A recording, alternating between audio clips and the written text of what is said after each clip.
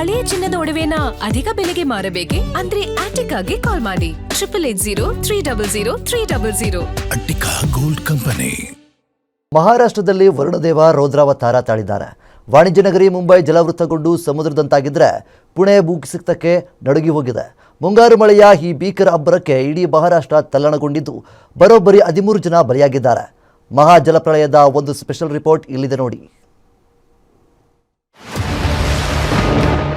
ಮಹಾರಾಷ್ಟ್ರದಲ್ಲಿ ವರುಣದೇವನ ರೌದ್ರಾವತಾರ. ಮುಳುಗಿದ ಮುಂಬೈ, 13 ಮಂದಿ ದುರ್ಮರಣ.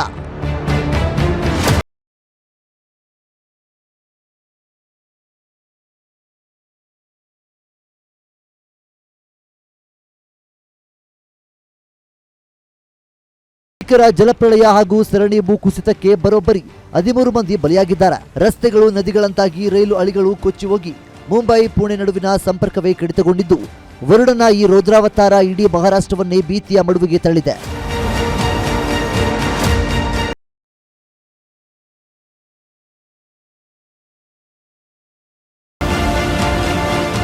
ವಾಣಿಜ್ಯ ನಗರಿ ಮುಂಬೈ ಈಗ ನೋಡ್ತಾ ಇದ್ದಂತೆ ಜಲಾವೃತಗೊಂಡು ಇಡೀ ನಗರವೇ ಸಮುದ್ರದಂತಾಗಿದೆ.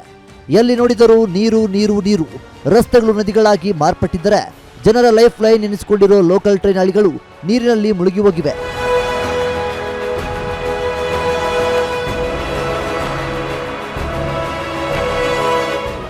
ವಾಣಿಜ್ಯ ನಗರಿ ಮುಂಬೈನಲ್ಲಿ ಮಳೆಗೆ 3 ಅಂತಸ್ತಿನ ಮನೆ ಕುಸಿದು ಬಿದ್ದ ಪರಿಣಾಮ 6 ಜನರು ಮೃತಪಟ್ಟಿದ್ದಾರೆ.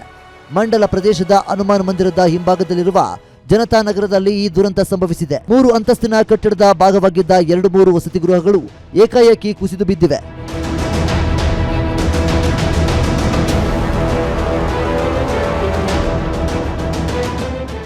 ಈ ಭೀಕರ ಮಳೆಗೆ ಮುಂಬೈ ಮತ್ತು ಪುಣೆ ನಡುವಿನ ಕನೆಕ್ಷನ್ ಸಂಪೂರ್ಣ ಕಟ್ ಆಗಿದೆ.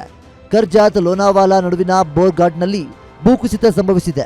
ಇದರ ಬೆನ್ನಲ್ಲೇ ಕಾಂಡಲಾ ಮತ್ತು ಮಂಕಿ ಹಿಲ್ ನಡುವೆಯೂ ಮತ್ತೊಂದು ಘೋರ ಭೂಕುಸಿತ ಉಂಟಾಗಿದೆ. ಮುಂಬೈ ಪುಣೆ ಕಡೆಗೆ ಹೋಗುವ 3 ರೈಲ್ವೆ ಟ್ರ್ಯಾಕ್ಗಳ ಮೇಲೆ ಮಣ್ಣು ಮತ್ತು ಬಂಡೆಗಳು ಬಿದ್ದಿರುವುದರಿಂದ ರೈಲು ಸಂಚಾರ ಸಂಪೂರ್ಣ ಬಂದ್ ಆಗಿದೆ.